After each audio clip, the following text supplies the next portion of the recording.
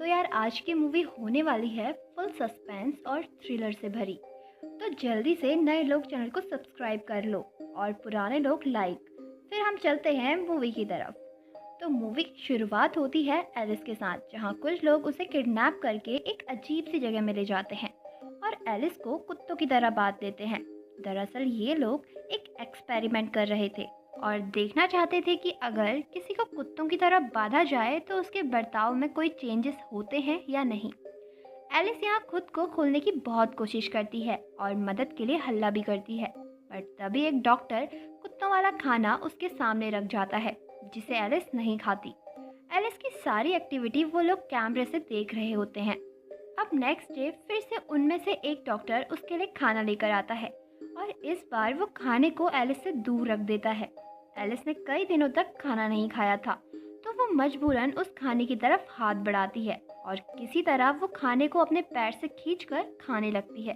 तभी एलिस को वहाँ किसी आदमी की आवाज़ आती है जो उसी की तरह मदद के लिए चिल्ला रहा था, और एलिस भी बचा हुआ खाना फेंककर थाली बजाने लगती है।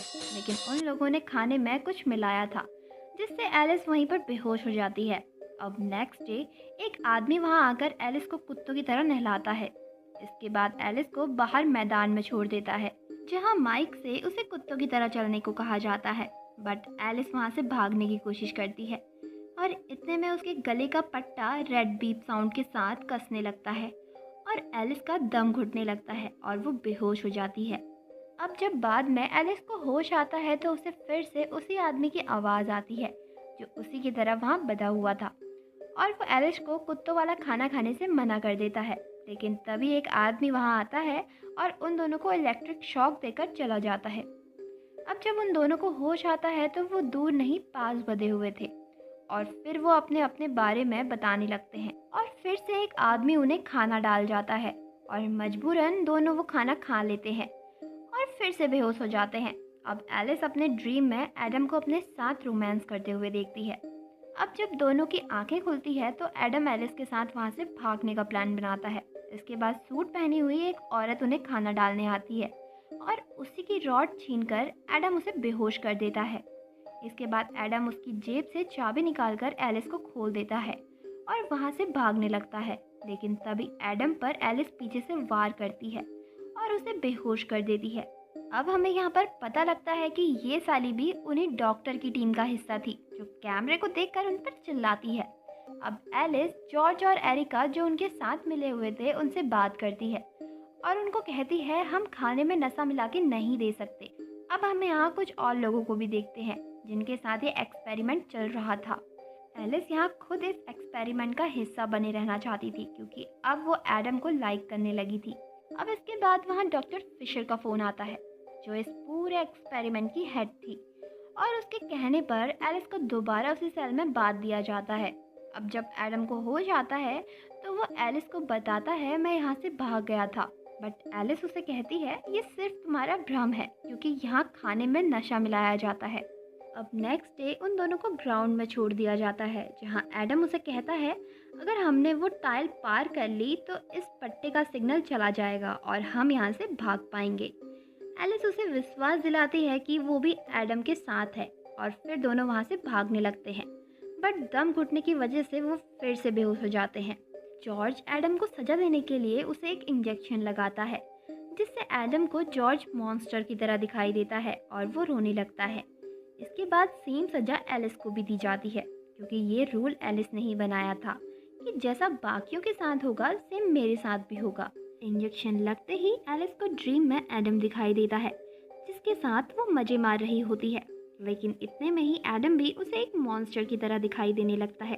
इधर दूसरी तरफ एरिका देखती है कि ईस्ट की तरफ के कैमरे खराब पड़े हुए हैं और इस बारे में वो जॉर्ज को बताती है। जॉर्ज कहता है लंच के बाद मैं उन्हें ठीक कर दूंगा। अब यहाँ एरिका को कुछ गड़बड़ लगती है और वो कुछ लोगों के साथ ईस्ट की तरफ जाती है, जहाँ एलिस को एक आदमी फिर से मॉन्स्टर दिखाई देता है क्योंकि इंजेक्शन का असर अभी तक ख़त्म नहीं हुआ था, और वो फिर से बेहोश हो जाती है। इसके बाद एरिका उन दोनों को ले जाकर वहीं रख देती है। अब जब जॉर्ज लंच करने के बाद वापस आता है तो देखता है कि वो दोनों अपनी जगह पर बंधे हुए हैं, और तब एरिका के बुलाने पर वहाँ फिशर भी आ जाती है और जॉर्ज को कहती है उन्हें ड्रग वाले इंजेक्शन नहीं देने चाहिए। जॉर्ज कहता है ये ड्रग्स वाला आइडिया एलिस का ही था। फिर फिशर एलिस से मिलती है और उसे इस एक्सपेरिमेंट से हटने को कहती है, बट तभी एलिस गुस्से में आकर फिशर का गला दबा देती है और उसे एक कोल्ड रूम में बांध देती है। यहाँ जॉर्ज एरिका पर गुस्सा होता है क्योंकि उसने फिशर को ड्रग वाली बात बताई थी, और तब एलिस वहाँ आकर उनसे कहती है मैंने फिशर से बात कर ली है और वो ड्रग वाले आइडिया से सहमत है। अब कुछ देर बाद जॉर्ज कैमरे में एलिस को डॉक्टर फिशर का टैबलेट छिपाते हुए देख लेता है, जिससे फिशर सब कुछ कंट्रोल करती थी। इसके बाद जॉर्ज उस रूम में जाकर टैबलेट ले लेता है और ये सब एरिका भी देख रही थी और उसे पता चल जाता है जॉर्ज के दिमाग में कुछ गलत चल रहा है। कुछ देर बाद ही जॉर्ज को फिशर भी मिल जाती है जो बर्फ से जम रही थी। वो कुछ कह पाती तभी जॉर्ज फिशर की हत्या कर देता है। अब इसके बाद वहाँ एरिका भी आ जाती है और जॉर्ज उसे बताता है फिशर का मर्डर एलिस ने किया है। एरिका पुलिस को फ़ोन करने ही जा रही थी तभी जॉर्ज उसे भी इंजेक्शन देकर बेहोश कर देता है। इधर एलिस जो एडम को लाइक करने लगी थी वो चाबी की मदद से खुद को और एडम को खोल देती है और वहाँ से भागने लगती है। उनको भागता देख जॉर्ज उन दोनों को टैबलेट की हेल्प से बेहोश कर देता है और एडम को एरिका के सामने बैठा देता है।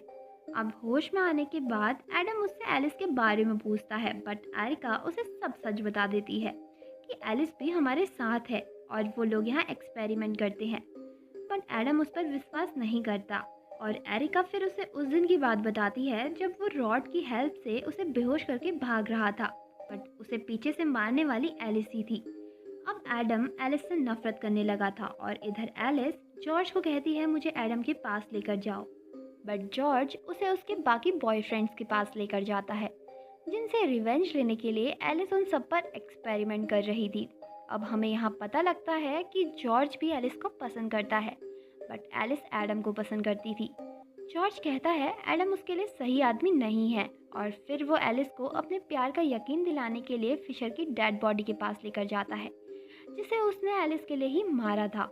इसके बाद वो उसे एडम के पास लेकर आता है और कहता है तुम इन दोनों में से किसे मानना चाहती हो, क्योंकि एडम अब एलिस को पसंद नहीं करता था और एलिस के बारे में सच बताने वाली एरिका थी। एलिस यहाँ एरिका को मारने के लिए बटन दबाती है, बट एडम का गला घुटने लगता है क्योंकि जॉर्ज ने बटन बदल दिए थे। अब एलिस जॉर्ज से रिक्वेस्ट करती है कि इसे रोक दे और वो जो चाहता है वो उसे सब देगी, बट जॉर्ज कहता है मुझे कुछ नहीं चाहिए, मैं तुम्हारा सब कुछ पहले ही ले चुका हूँ। फिर वो बताता है वो पहले से ही एलिस को ड्रग दिया करता था और जो सब एलिस को लगता था कि वो एडम के साथ ड्रीम में देख रही है वो सब जॉर्ज उसके साथ किया करता था। अब इसी के साथ यहाँ एडम की मौत हो जाती है और जॉर्ज एडम के साथ बाकी बॉयफ्रेंड्स को भी मार देता है। ये सब जानने के बाद एलिस भी मरने के लिए अपना बटन दबा देती है, पर जॉर्ज ऐसा नहीं होने देता और एलिस का पट्टा खोल देता है। उसे बचाने के लिए वो एलिस को अपने मुंह से सांस देने लगता है, बट एलिस उसका होठ काटकर एरिका को लेकर वहाँ से भाग जाती है।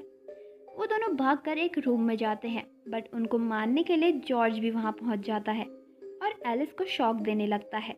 काफ़ी भाग दौड़ करने के बाद जब वो एलिस को मारने ही वाला होता है तो एरिका एक रॉड से मारकर उसे बेहोश कर देती है।